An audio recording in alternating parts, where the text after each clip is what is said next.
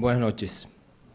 En mi carácter de secretario general de la Academia Argentina de Cirugía, me corresponde desarrollar el elogio a un miembro que ya no está con nosotros.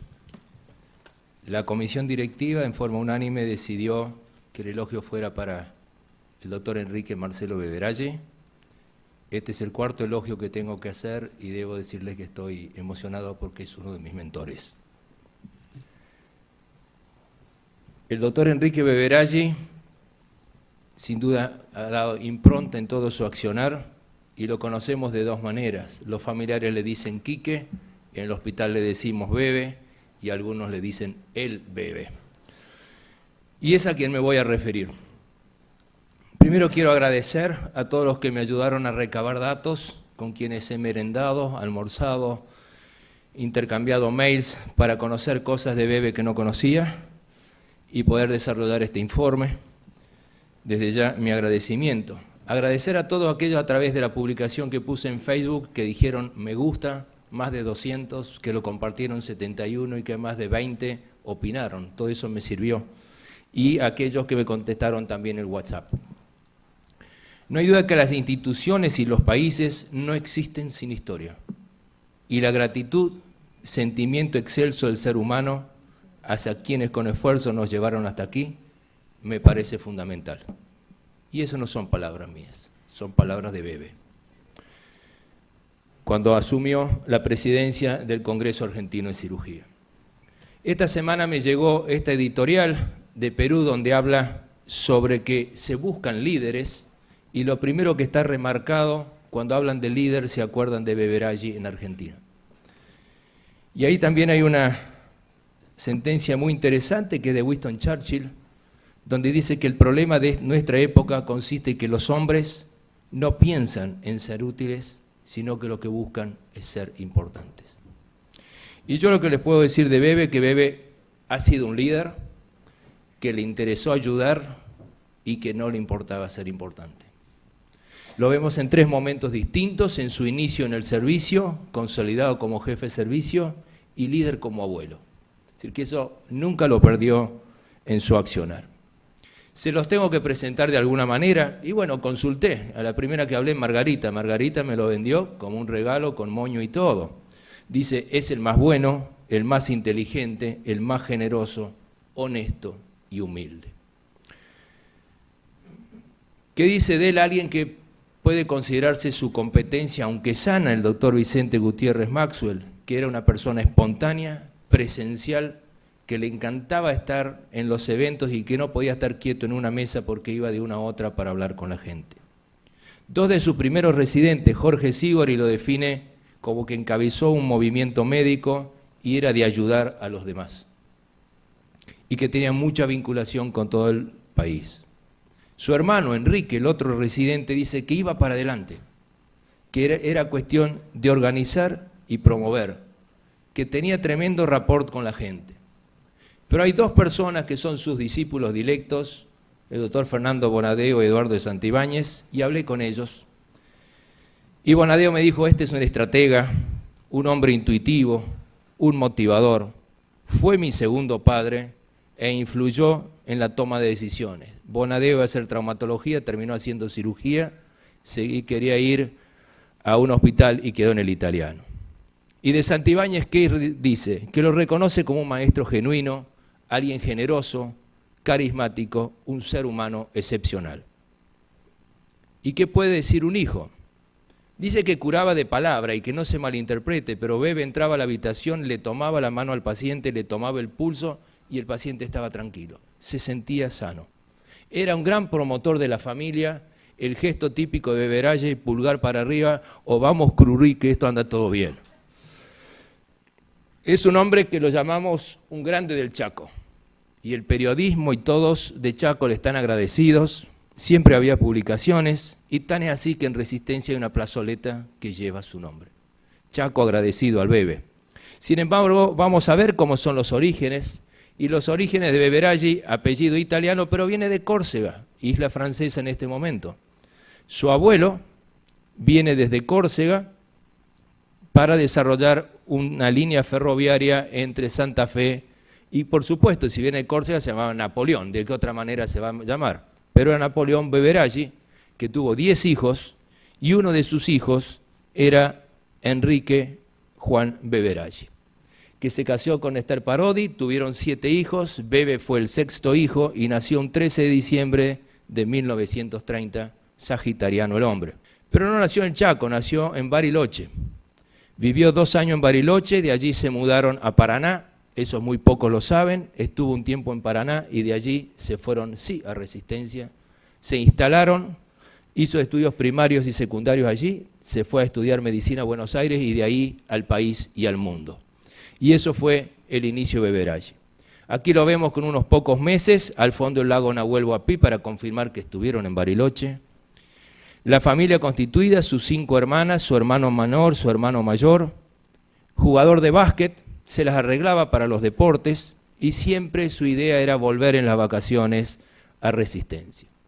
Su estudio en medicina lo hizo en la Universidad de Buenos Aires, sacó un muy buen promedio para ir al hospital de clínica, sin embargo decidió ir al hospital español y luego terminó en el hospital italiano. Aquí lo vemos escuchando una clase en las aulas típicas de la facultad y una característica de Beveraggi, no podía no hablar con alguien, le iban a sacar la foto y él estaba hablando con su compañero, es decir, tenía que ir para adelante. Reconoce 3 mentores, 2 mentores relacionados con cirugía, como Alejandro Pawlowski y Lo Giudice, y por Pawlowski se fue al hospital italiano, y al doctor Andrés Santas como alguien que influyó en él en todo lo que es docencia y las residencias. Fue un docente de alma, uno lo alcanza a ver parado y ya sabe cómo está explicando y es algo que extrañamos. Recorrió el país y hablaba de lo que hacía falta. En Salta hablando de accidentes de carreteras, no importa, había que ayudar a mejorar la situación. Fue un integrador regional, aquí lo vemos en una charla en Uruguay, y Argentina se acercó a Uruguay, a Paraguay, a Chile y Bolivia gracias a él. Tuvo 2 momentos personales difíciles. Un arresto en 1954 y un accidente en 1977. Corría épocas difíciles, en el año 1954 salieron a protestar contra el gobierno de ese momento, a tirar panfletos muy cerca del hospital italiano, terminaron en prisión, en la cárcel que ya no está, de General Las Heras, 180 amigos, 6 meses y medio en la cárcel. De eso quedaron saldos positivos y como dice Margarita, quedó preso por pensar distinto y sobre todo expresarlo. El primer saldo positivo se los comento ahora, que es esta fundación que los llevaba a nuclearse una vez por mes, todos los meses, a discutir de democracia, de gobierno, y fíjense que estaba Beveraggi y personalidades como César Milstein. El segundo momento difícil fue a los 47 años de edad, cuando en una cacería, por un accidente, dispara una escopeta en su mano derecha, él es diestro. Hubo que ir a varias cirugías para reparar y como dice el doctor Lorenz en su presentación, refiere que se sobrepuso con gran temple y entereza. Y fue un ejemplo para superar, imagínense, 47 años cirujano. Y ahí es cuando esta frase de que el cirujano trabaja con su cerebro más aún que con sus manos lo puso a prueba. Siguió operando con sus ayudantes, pero pasó a ser un consultor de cirugía. Era un conferencista requerido en todos los congresos y se dedicó al padrinazgo de sus jóvenes. De deportes, como dice Jorge Sibre, se la arreglaba bastante bien y como me dijo Bonadeo, no sé si jugaba bien, pero estaba bien parado y siempre algún gol en el partido hacía. Pelota paleta, tenis, pero si hubo algún deporte para él fue este, leer y usar su imaginación. Hincha ferviente de Independiente. Cultor de las amistades de todas las maneras. Aquí lo vemos con el doctor Achával Ayerza y Vicente Gutiérrez y su señora. Nadie puede olvidar la relación de amistad que tuvo con el doctor Raúl Alfonsín y que tuvo la capacidad de demostrar realmente lo que es una amistad. ¿En qué momento? Cuando él acepta ser ministro de Salud Pública y Acción Social, sabiendo que los días de ese gobierno estaban contados. Admiración mutua con un gran referente, el doctor Oría, eran competencia para Páncreas, sin embargo se complementaban y se admiraban mutuamente. Para él era muy importante tener una foto con el rey de España, sin lugar a duda de interés, como con sus amigos los peones en el campo. Los periódicos fueron para él una herramienta interesante y al lugar donde iba tenía alguna conferencia y eso salía en el diario y una forma de reafirmar lo que estaba haciendo por la comunidad. Y él refiere que en su vida tuvo 3 pilares: el Hospital Italiano de Buenos Aires, las sociedades científicas y la familia. El Hospital Italiano, si lo recorremos, cualquiera de los 3 edificios se respira Beveralle en los rincones. Nadie puede no tener presente lo que es Beveralle. Y Vicente Gutiérrez lo definió muy bien diciendo que convirtió un hospital no académico en académico, pero por convicción y no por obligación. Corría el año 61, el hospital tenía 5 servicios de cirugía. Deciden con el doctor Loyudice de 5 a hacer 1 y así crean el servicio de cirugía que es el que existe en la actualidad. Sé que no fue una forma muy democrática de definirlo, pero se constituyó. Esta es una foto en la década del 60 y luego fueron a trabajar por algo muy importante, como fueron las residencias. Decidí en una forma un poco autoritaria, como hacíamos siempre en aquella época, de decidir hacer la residencia. Y entonces un riguroso concurso a dedo a Beveralle, jefe de residente, a los 2 Síboris y a Chanqueta. Entonces ahí nació la residencia. Venían a la mañana y se quedaban hasta las 10 de la noche porque no había para dormir. Y así fue como se creó la residencia. Hoy la residencia tiene más de 50 años y claramente ha demostrado que es la única y mejor forma de formarse en medicina cualquiera de las especialidades. Es decir, que claramente la capacidad de ver para adelante era muy importante. Consolidado el servicio de cirugía, en el año 74 tienen otra idea brillante. Tenemos suficiente cantidad de pacientes, no podemos hacer todas las cirugías. Y deciden dividir al sector en secciones con un concepto importante. Tener secciones es tener volumen nos obliga a especializarnos. Y así el servicio, hoy como está constituido, hoy tiene 2 sectores más de los 7 originales, pero fue una idea innovadora. Y obviamente que había condiciones. La primera condición que él estableció es médicos de tiempo completo. Poner todos los huevos en una sola canasta para trabajar. Que amen lo que hacen. Buscar la excelencia, la especialización, ser docentes, investigación y gestión. Algunas fotos donde nos podremos reconocer. Sala 5 se llamaba en esa época el servicio de cirugía, década del 60, del 70. Acá algunos de los que éramos residentes en la década del 80 y él sentado muy tranquilo entre nosotros. Lo vemos aquí. Y algo fabuloso en todo Congreso Argentino de Cirugía, reunirnos los ex residentes y fellow, y por supuesto él siempre al medio. No podemos no reconocer que fue generoso con los jóvenes, y él tuvo muchas frases y esta era buenísima: si crecen los de abajo, crecemos los de arriba, y esa fue su forma de accionar. ¿Cómo fue con los discípulos? Sin lugar a dudas fue un mentor de muchos de nosotros, un padre adoptivo para algunos, como dijo Bonadeo. Con los pacientes era tremendamente contemplativo, no tenía protocolos, acortaba la distancia médico-paciente, siempre un chiste tranquilizador y una palmada oportuna. Eran características sus expresiones para cortar la distancia. Cuando alguien lo veía serio, le decía: estás más serio que perro en bote. Y es cierto, imagínense, un perro en un bote no debe estar muy bien. O cuando alguien lo seguía mucho, decía: sos seguidor como perro de sulky. Y sí, uno que ha estado en el interior sabe lo que significa. Cururú guazú era algo muy importante, significa sapo grande. Cuando él decía cururú guazú, era algo muy importante. Quirquincho, necesitaba una ginebra-micina cuando se estaba mal o una whisky-micina. Todo eso te ayudaba a estar mejor. Vamos a revisar 3 tópicos muy puntuales en el accionar asistencial. En pancreatitis aguda, en su forma de hablar, decía: si el paciente tiene fiebre y está bien, ni lo toques. Si anda mal, lo llevamos a tomografía y le metemos un tubito, y si se descalabra, qué palabra, lo llevamos a quirófano y que sea lo que Dios quiera. Ese concepto hoy de manera fina se llama Step Up Approach, fabuloso, y ha demostrado en trabajos prospectivos randomizados que es la mejor manera de tratar la necrosis pancreática infectada. Capacidad de visión para adelante.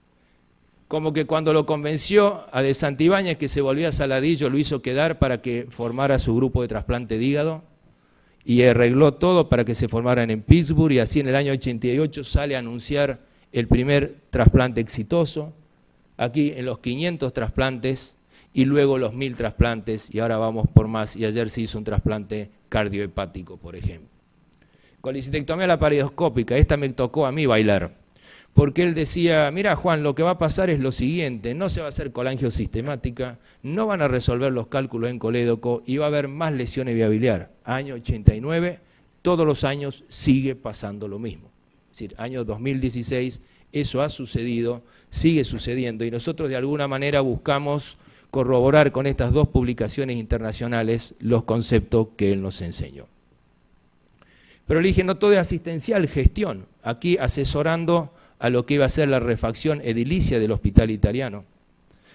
Luego fue director y se encargó que hubiera algún director cirujano más. Es decir, tuvo capacidad de gestionar. Ideas como medicina experimental, acá mirándolo operar a Enrique Sibori y a Caruso, que eso a los pocos años llevó adelante a una práctica clínica muy loca como fue perfundir a un paciente en falla hepática a través de un sistema de diálisis con el hígado de un cerdo. Hoy eso se llama perfusión extracorpórea, año 67. Y todo esto experimental terminó de alguna manera consolidándose en un proyecto que él siempre tuvo, un instituto de ciencia experimental y medicina experimental que también existe hoy en San Justo. Dijo, formamos mucha gente, podemos enseñar, ¿por qué no armamos un instituto universitario, nuestra propia escuela de medicina? Y así lo decidió en el año 2000.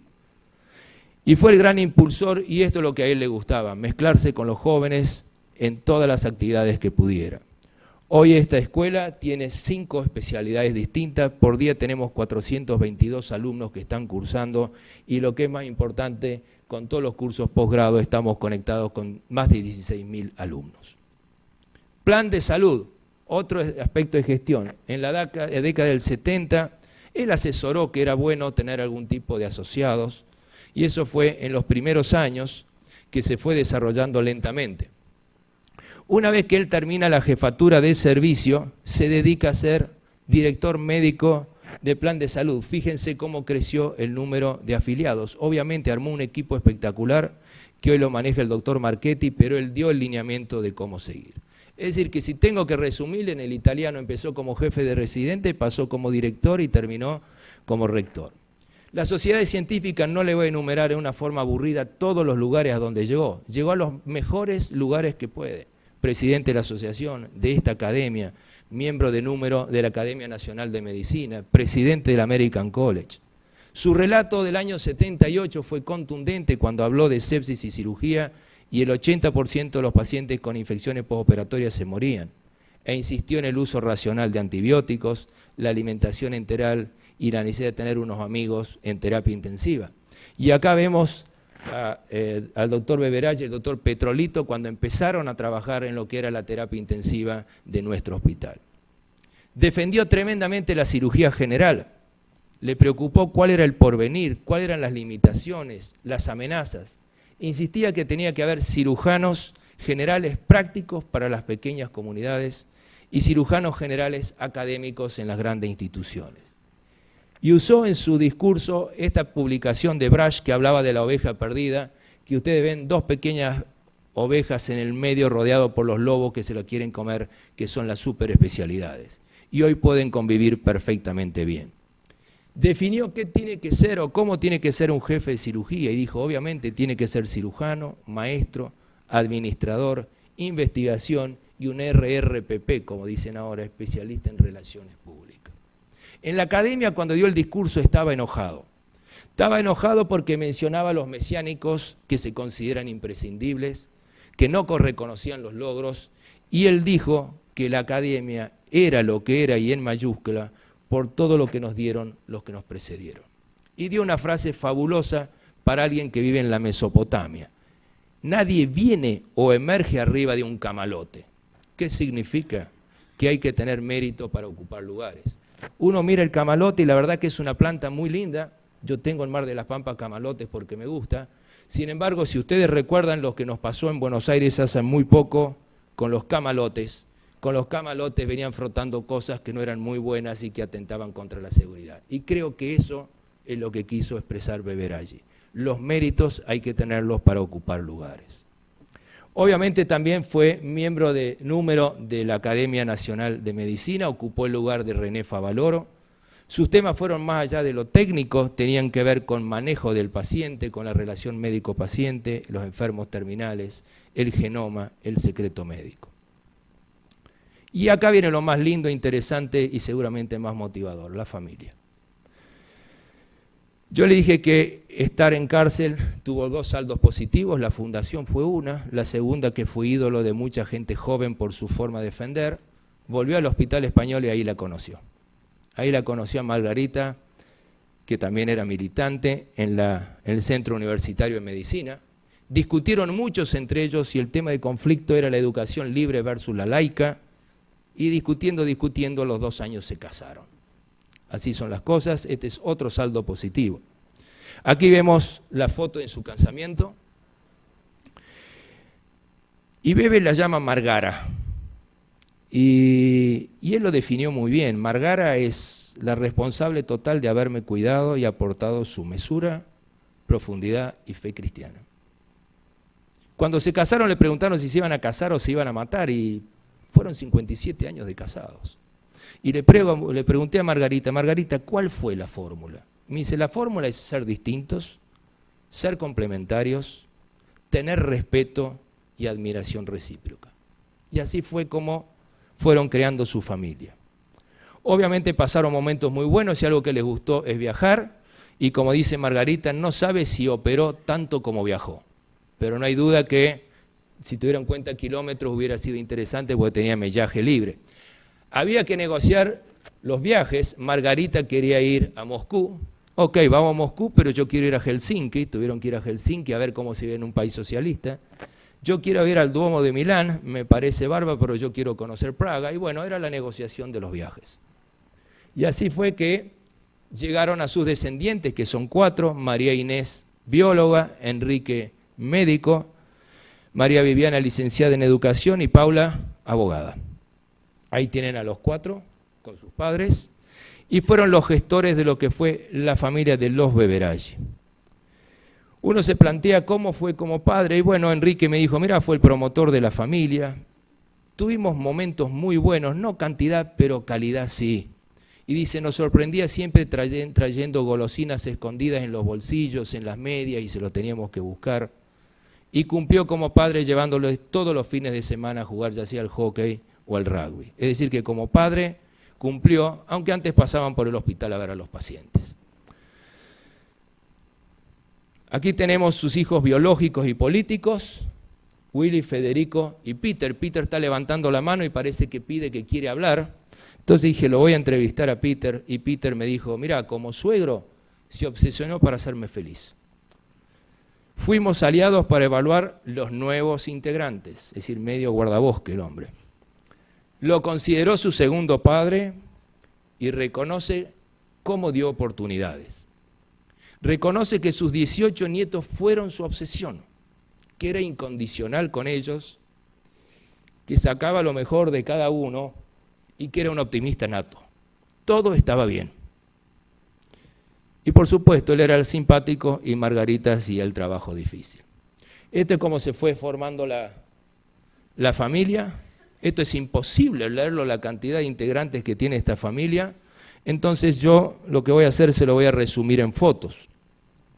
Y acá vemos por orden de aparición cómo fueron creciendo. Acá creo que faltaban 4 todavía, pero están. Después en el campo en Gualeguay, las reuniones. El perro es de ellos, pero no es ningún nieto, según me aclaró Margarita. Está ahí porque tiene que estar. Sus nietos tenían locura por su abuelo. Fíjense la admiración de esa nieta mirando soplar la vela al abuelo cuando cumple años, o la forma que el abuelo impresionaba al nieto con esta catarata de copas. Este estatua que se dedica, es artista y diseñó lo que fue la viñeta de una de las botellas de la etiqueta de un vino que ahora les voy a comentar, que se llamaba Cururú Guazú. Y esta es otra de sus admiradoras. La familia consolidada, y uno dice, bueno, pero esta familia, ¿por qué es así? Y esta familia es así porque los Beveraggi son así. Él tuvo 9 tíos y 6 hermanos. No pidamos que las fotos sean chiquitas. Fíjense en Chaco la cantidad de familiares. Fíjense los familiares que se reúnen, se llegaron a reunir todos los Beveraggi de Argentina, que fueron 400, y para ser importantes salieron publicados en Francia. Es decir, los Beveraggi de Argentina se reunieron. De una manera original busqué resumir lo que fue la vida de Beveraggi y se me cruzó ser medio matemático y práctico y dije, vamos a hacer X, y crear una curva y vemos la capacidad asistencial de Bebe, que hasta los 65 fue una máquina creciendo, operando, trabajando. Llega a los 65, deja el servicio y se dedica a otra cosa, no es que cae, se dedica a lo académico y pasa a ser académico de la Academia Nacional de Medicina, rector. En la parte de gestión, que venía medio tranquilo, se hace cargo del plan de salud y también lo hace crecer. Es decir, fíjese, la curva siempre para arriba, y la curva para arriba más importante, la familiar, que es la que persistió hasta el año 2015. ¿Qué hemos aprendido de él? ¿Cuál ha sido su legado? No hay duda el valor de las residencias médicas, el respeto por la cirugía general, el saber que las superespecialidades existen, que el acto médico es asistencia, docencia, investigación y administración o gestión. Que hay que dejar crecer a los de abajo. Dejó una escuela quirúrgica de la cual me siento orgulloso pertenecer. Mostró que se debe saber cambiar el valor de la familia y el valor de ser buena persona. Llegó este día, un día en el que no voy a perder tiempo en hablar de cosas que no hace falta, pero sí voy a remarcar algo. Subamos el volumen. Cuando a Margarita le fue a anunciar a sus nietos que Bebe había fallecido, se encontró con la sorpresa que estaban todos reunidos, riéndose, y estaban contando cada uno un cuento que en algún momento les había comentado Bebe. Y ahí es cuando Mateo Beveraggi usa una frase que creo que está buenísima, donde dice que todos tenemos un poco de Quique y cuando estamos todos juntos, estamos con él.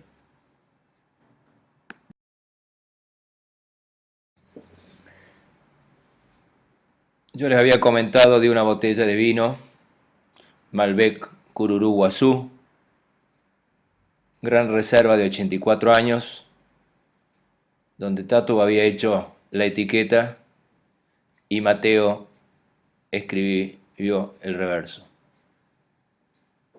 Y creo que voy a terminar con las palabras que dijo Mateo en esa etiqueta, donde dice: sobran las palabras para decir quién fuiste, sobran las palabras para decir quién sos. Comenzó en el 62 y era una cosa minúscula dentro de la institución, y hoy el departamento de docencia y todo lo que hace en educación, en residencias, en becario, en educación virtual es tan trascendente para el hospital. Uno se emociona que casi no puede hablar. La verdad que estos actos son los más trascendentes en la vida de alguien que apostó siempre a la educación médica continua.